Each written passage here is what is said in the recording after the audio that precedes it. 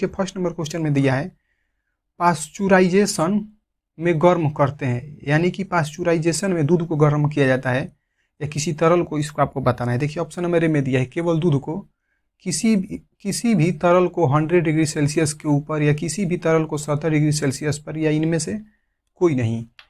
तो देखिए पास्चुराइजेशन में होता क्या है कि पास्चुराइजेशन में दूध को गर्म किया जाता है, यानी कि जब दूध को गर्म किया जाता है तो यहाँ पर दूध जो मार्केट में दूध आता है इसको 62 डिग्री सेल्सियस पर गर्म किया जाता है। 62 डिग्री सेल्सियस पर गर्म करके इसकी पैकेजिंग की जाती है। तो इसका मतलब जो इसका ऑप्शन होगा फर्स्ट नंबर का क्या हो जाएगा, ए नंबर हो जाएगा। आगे बढ़ते हैं नेक्स्ट क्वेश्चन की तरफ में। देखिए क्वेश्चन नंबर सेकंड, आइए देखिए क्वेश्चन नंबर सेकंड में कह रहा है पराग भीति जो होती है यह कैसी होती है, बताइए।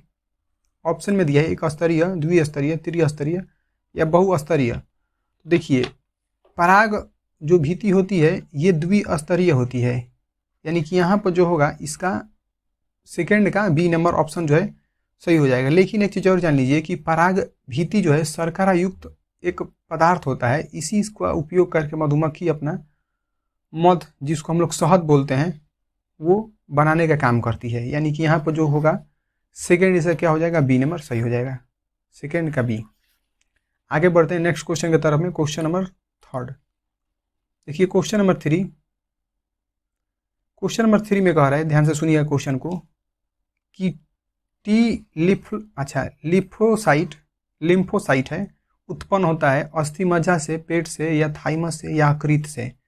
देखिए जो क्वेश्चन नंबर थ्री है यहाँ पर टी लिम्फोसाइट जो है ये अस्थि मज्जा से उत्पन्न होता है, यानी कि यहाँ पर जो होगा थ्री का यहाँ पर ए नंबर इसका सही हो जाएगा। आगे बढ़ते हैं नेक्स्ट क्वेश्चन की तरफ में। देखिए क्वेश्चन नंबर फोर, देखिए क्वेश्चन नंबर फोर बहुत ही प्यारा सा क्वेश्चन आया है आप लोगों के सामने। देखिए क्वेश्चन में कह रहा है कि निम्नलिखित में से कौन, ध्यान से सुनिएगा, निम्नलिखित में से कौन कीटभक्षी पौधा है, बताइए। देखिए ड्रासेरा, नेपेथिन्स, ए और बी दोनों दिया या हाइड्रा दिया है।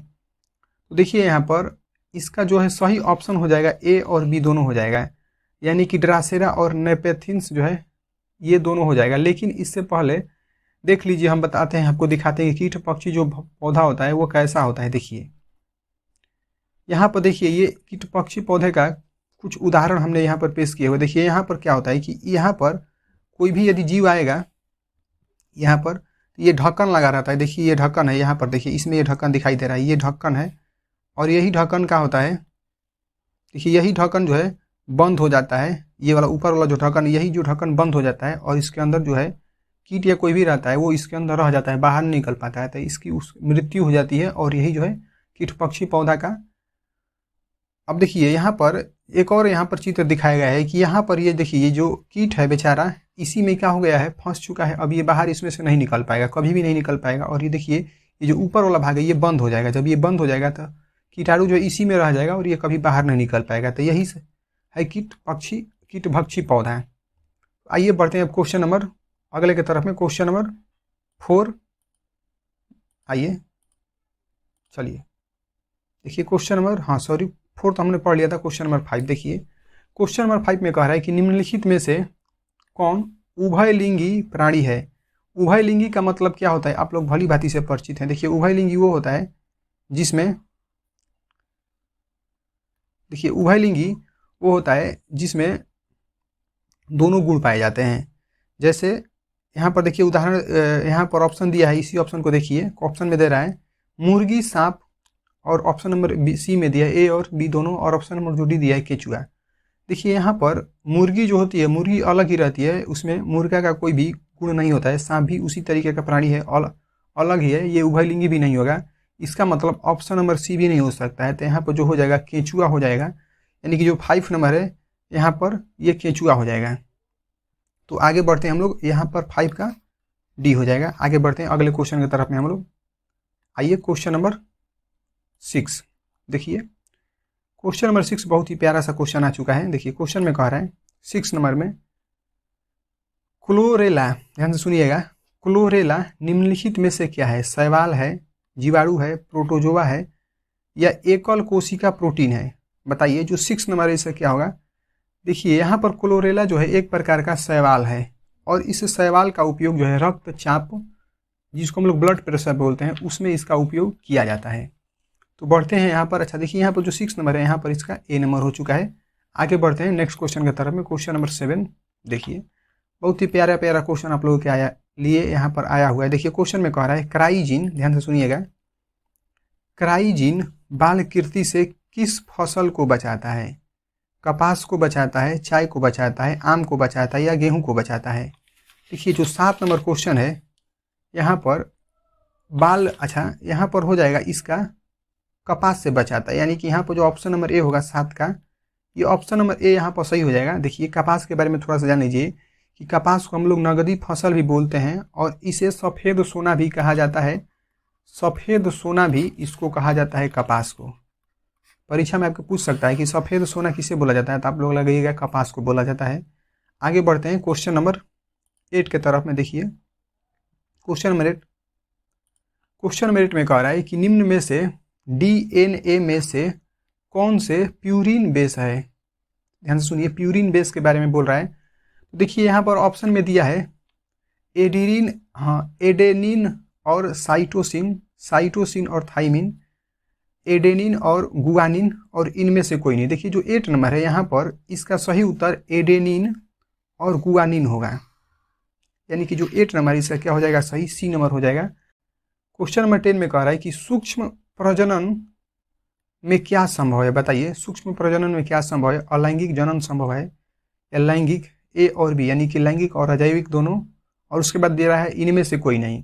देखिए जो 10 नंबर क्वेश्चन है यहाँ पर अलैंगिक जनन इसमें संभव होगा। सूक्ष्म प्रजनन में अलैंगिक प्रजनन जो होता है ये संभव होता है, यानी कि 10 का हो जाएगा ए नंबर। आगे बढ़ते हैं क्वेश्चन नंबर 11 की तरफ में। देखिए क्वेश्चन नंबर 11, देखिए क्वेश्चन नंबर 11 में कह रहा है कि आरएनए के पाइलिमिडीन में पाया जाता है। बताइए आरएनए के पाइलिमिडीन में क्या पाया जाता है? तो देखिए ऑप्शन में दिया है साइटोसिन एवं थाइमिन, एडेनिन एवं गुआनिन, उसके बाद साइटोसिन एवं यूरेसिल, थाइमिन एवं यूरेसिल। देखिए जो यहाँ पर 11 नंबर है, यहाँ पर 11 का असली देखा जाएगा आंसर तो साइटोसिन और यूरेसिन हो जाएगा, यानी कि यहाँ पर सी नंबर 11 का सही होगा। बहुत ही प्यारा सा क्वेश्चन है और ये क्वेश्चन बार बार आपके एग्जाम में पूछता है। देखिए क्वेश्चन नंबर 12 में कह रहा है ट्रिपल एंटीजन का टीका का उपयोग किसके लिए नहीं होता है? ध्यान दीजिएगा यहाँ पर नहीं दिया हुआ है। तो ऑप्शन में देखिए डिप्थेरिया, पर्ट्यूसिस, टाइफाइड या टेटनस। तो समझिए पहले इसको। देखिए यहाँ पर जो 12 नंबर क्वेश्चन है इसके लिए एक वैक्सीन होता है जिसको हम लोग ट्रिपल एंटीजन टीका के नाम से जानते हैं। इसमें 3 चीज़ों को टीका लगाया जाता है। किसका किसका देख लीजिए आप, हम बताते हैं। यहाँ पर डिप्थेरिया का भी इसमें टीका लगाया जाता है, उसके बाद पर्ट्यूसिस को भी टीका लगाया जाता है और टेटनस का भी टीका लगाया जाता है। यानी कि यहाँ पर जो पर्ट्यूसिस है इसको काली खांसी भी कहा जाता है। ध्यान से सुनिएगा, काली खांसी भी इसको कहा जाता है। इसका दूसरा भी नाम यही है, काली खांसी। इसका मतलब यहाँ पर आप लोगों ने देख लिया कि ऑप्शन नंबर ए, बी और जो डी नंबर है ये होता है, लेकिन क्वेश्चन में पूछ रहा है नहीं होता है। तो इसका मतलब यहाँ पर जो टाइफाइड है इसका टीका जो है नहीं लगाया जाता है। इसका मतलब जो 12 नंबर है इसका क्या हो जाएगा, सी नंबर सही हो जाएगा। आगे देखिए क्वेश्चन नंबर 13। देखिए क्वेश्चन नंबर 13 में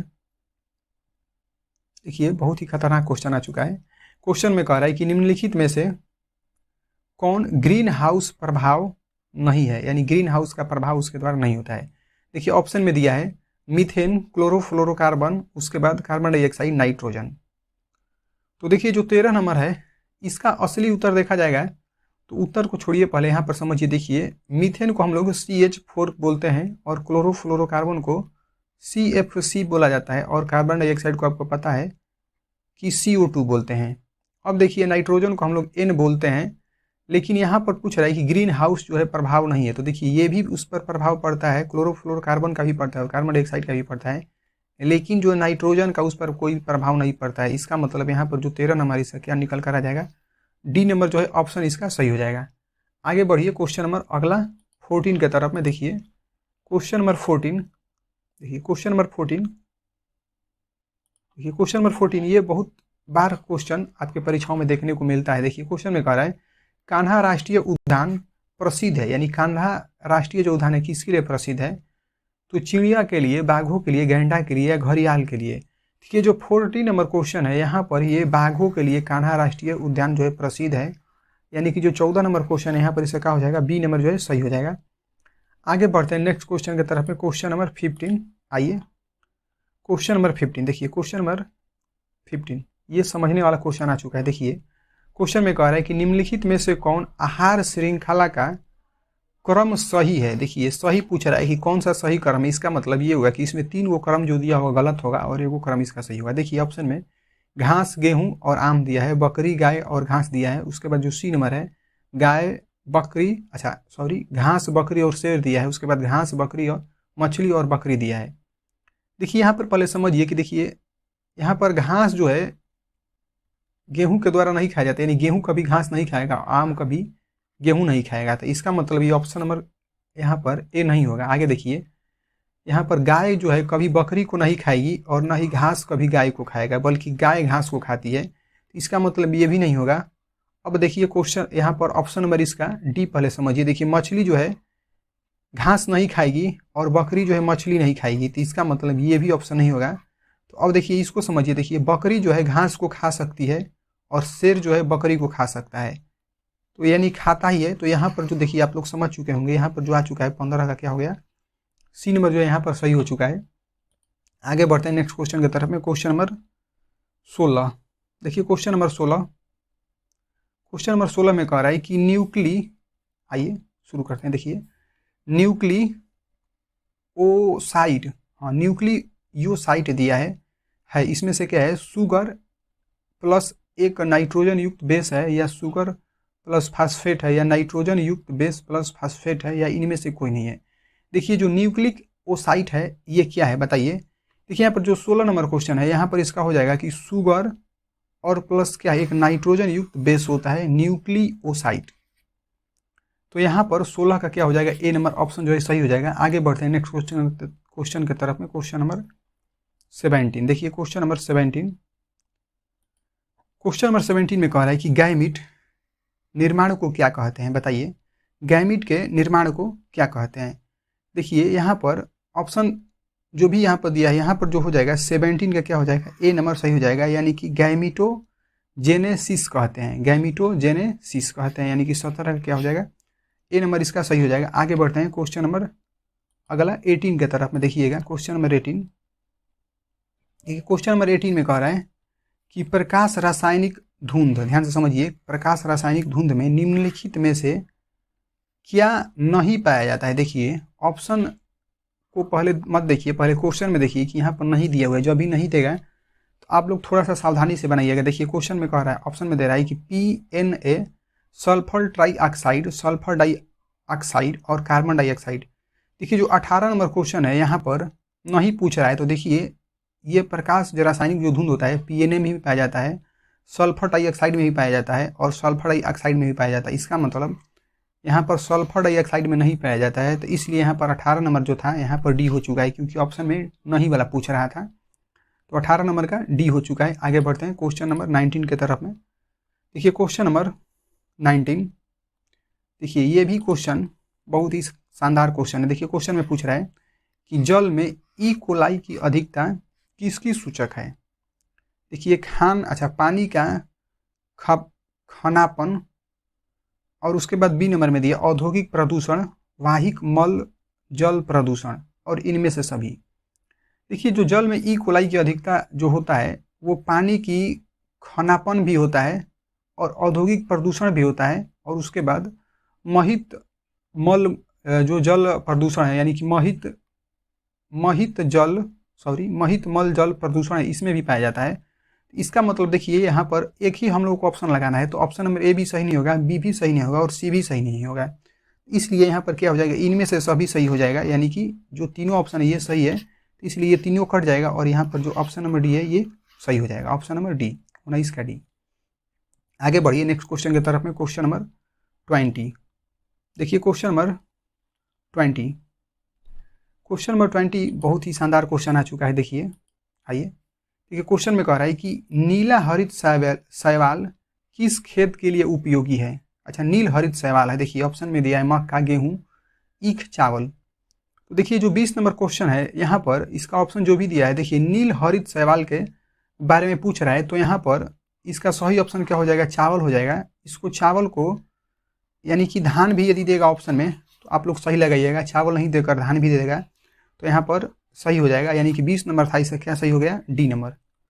आगे बढ़ते हैं नेक्स्ट क्वेश्चन की तरफ में। क्वेश्चन नंबर 21 देखिए, क्वेश्चन नंबर 21, रिट्रो विषाणु, ध्यान से सुनिएगा, रिट्रो विषाणु किस बीमारी का रोगजनक है।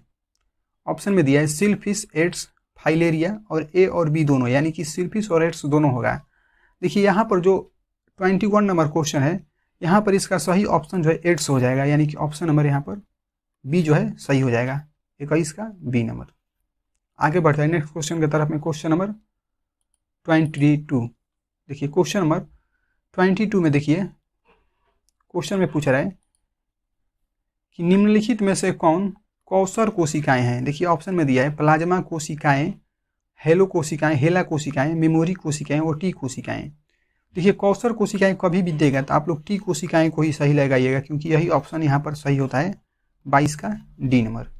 आगे बढ़िए नेक्स्ट क्वेश्चन की तरफ में। क्वेश्चन नंबर 23 देखिए, क्वेश्चन नंबर 23 में कह रहा है निम्नलिखित में से किस ऑर्डर तथा किस कुल का सदस्य है, यानी कि मनुष्य के बारे में पूछ रहा है। मनुष्य जो है किस कुल तथा किस ऑर्डर तथा किस कुल का सदस्य है। देखिए ऑप्शन में दिया है एंथेरोपोएडी या पागिडी, ऑप्शन बी में दिया है पाइमेट्स या पामिडी, ऑप्शन सी में दिया है पाइमेट्स तथा होमेनिडी और ऑप्शन नंबर डी दिया है इनमें से कोई नहीं। देखिए जो 23 नंबर क्वेश्चन है यहाँ पर 23 का सही आंसर देखा जाएगा तो यहाँ पर हो जाएगा 23 का सी नंबर ऑप्शन जो है सही होगा, यानी कि पाइमेट्स तथा होमिनिडी यहाँ पर सही हो जाएगा, 23 का सी नंबर। देखिए अगले क्वेश्चन की तरफ में। क्वेश्चन नंबर 24 देखिए, क्वेश्चन नंबर 24 में कह रहा है कि वायु परागण, वायु परागण किसमें नहीं होता। ध्यान से देखिएगा, इसमें नहीं, फिर पूछ दिया कि वायु का जो वायु परागण जो है वायु द्वारा किसमें नहीं होता है। कहने का मतलब क्वेश्चन में यही है। देखिए ऑप्शन में दिया है घास, मक्का, गेहूं और सेल्विया। देखिए जो परागण जो होता है वायु के द्वारा ये घास में भी होता है, मक्का में भी होता है और गेहूं में भी होता है। तो यहाँ पर नहीं हमसे पूछ रहा था, इसलिए ये भी ऑप्शन कट जाएगा, ये भी, यानी कि ए और बी सी तीनों ऑप्शन कट जाएगा। तो यहाँ पर जो सेल्विया है यही ऑप्शन यहाँ पर सही हो जाएगा, यानी कि जो 24 नंबर है यहाँ पर इसका ऑप्शन नंबर डी राइट होगा। आगे देखते हैं क्वेश्चन नंबर 25। ये क्वेश्चन नंबर 25 में कह रहा है वैसे पौधे जो जलीय वातावरण में नहीं पाए जाते हैं उसका नाम बताइए। जो जलीय पौधे वैसे पौधे जो जलीय वातावरण में नहीं पाए जाते उनका नाम कह रहा है बताने के लिए। तो देखिए ऑप्शन में दिया हाइड्रिला, ट्रापा और नीलम्बी बबूल। देखिए हाइड्रा भी जल में पाया जाने वाला पौधा है, ट्रापा भी है और नीलम्बी भी है। लेकिन आप लोग देखिएगा बबूल जो होता है जिसमें कांटे लगा रहते हैं, ये अक्सर देखने को आपको मिलता है, तो ये क्या कहते हैं, जल में नहीं पाया जाता है। तो इसका मतलब जलीय वातावरण में नहीं पाया जाता है, तो यहाँ पर जो हो जाएगा ऑप्शन नंबर डी यहाँ पर सही हो जाएगा, 25 का डी नंबर। आगे देखिए क्वेश्चन नंबर 26। देखिए क्वेश्चन नंबर 26 आ गया। क्वेश्चन में कह रहा है कि निम्नलिखित में से कौन सा पिरामिड कभी उल्टा नहीं होता है या उल्टा नहीं होता है, बताइए क्या होगा। देखिए जीव भार का, ऊर्जा का, संख्या के, आहार का। देखिए जो क्वेश्चन नंबर 26 है यहाँ पर ऊर्जा का ऑप्शन यहाँ पर सही होगा, यानी कि ऊर्जा का जो पिरामिड होता है ये कभी भी उल्टा नहीं हो सकता है, 26 का बी यहाँ पर सही हो जाएगा। आगे बढ़ते हैं नेक्स्ट क्वेश्चन की तरफ में। क्वेश्चन नंबर 27 देखिए, क्वेश्चन नंबर 27 में दिया है कि निम्नलिखित में से बाह्य स्थान का संरक्षण का उदाहरण कौन सा है। ऑप्शन में दिया है पवित्र उपवन, राष्ट्रीय उपवन, बीज बैंक, इनमें से सभी। देखिए यहाँ पर सही ऑप्शन की इसकी बात की जाए तो बाह्य स्थानीय संरक्षण का उदाहरण पूछ रहा है, तो इसका सही उदाहरण जो है पवित्र उपवन ही होगा, यानी कि यहाँ पर जो 27 नंबर है इसका क्या ऑप्शन सही हो गया, ए नंबर इसका सही हो चुका है। तो आगे बढ़ते हैं नेक्स्ट क्वेश्चन की तरफ में, चलते हैं 28 नंबर क्वेश्चन की तरफ में। क्वेश्चन नंबर 28 देखिए, क्वेश्चन नंबर 28 में कह रहा है, आइए देखिए कि निम्नलिखित में से कौन द्विगुणित संरचना है। द्विगुणित संरचना के बारे में पूछ रहा है। ऑप्शन में दिया है शुक्राणु, अंडाणु, युग्मज, युग्मनज दिया है, फिर उसके बाद दिया है भ्रूणकोश। देखिए जो 28 नंबर ऑप्शन है, क्वेश्चन है, यहाँ पर जो है युग्मनज जो है इसका सही ऑप्शन होगा, यानी कि द्विगुणसूत्र की जो संरचना होती है ये युग्मनज में पाई जाती है। 28 का यहाँ पर सी सही हो जाएगा। आगे देखते हैं क्वेश्चन नंबर 29। देखिए क्वेश्चन नंबर 29 भी बहुत ही प्यारा सा क्वेश्चन आ चुका है। देखिए क्वेश्चन में कह रहा है, आइए देखिए क्वेश्चन में यहाँ पर दिया है कि ट्रांसजेनिक सुनहरे धान किस विटामिन की प्रचुरता में पाई जाती है। ध्यान से सुनिएगा, ट्रांसजेनिक सुनहरे धान में किस विटामिन की प्रचुरता पाई जाती है। तो देखिए ऑप्शन में दिया है glutenin, vitamin A, vitamin B और विटामिन सी। देखिए सुनहरे जो धान होती है उसमें कौन सा विटामिन पाया जाता है, तो उसमें जो है विटामिन ए पाया जाता है। ऑप्शन नंबर जो है बी, यहाँ पर 29 का बी जो है सही होगा। लेकिन एक चीज़ और जान लीजिए कि विटामिन बी का एक और नाम होता है जिसको रासायनिक नाम बोलते हैं, तो इसका नाम होता है रेटेनॉल। क्या नाम होता है? रेटेनॉल। याद कर लीजिएगा, हो सकता है आपके एग्जाम में ये पूछ ही ले। रेटेनॉल जो है विटामिन ए का रासायनिक नाम होता है। आगे बढ़ते हैं नेक्स्ट क्वेश्चन की तरफ में। क्वेश्चन नंबर 30 देखिए, क्वेश्चन नंबर 30 आ चुका है। देखिए क्वेश्चन नंबर 30 में यहाँ पर दिया है कि जीवाश्म सामान्यतः किस में पाया जाता है। बताइए जीवाश्म सामान्यतः किस में पाया जाता है? रूपांतरित चट्टान में, अग्नेय चट्टान में, तलछटी चट्टान में, या इनमें से कोई नहीं। बताइए। देखिए यहाँ पर जो जीवाश्म सामान्यतः पाया जाता है तलछटी चट्टान में पाया जाता है,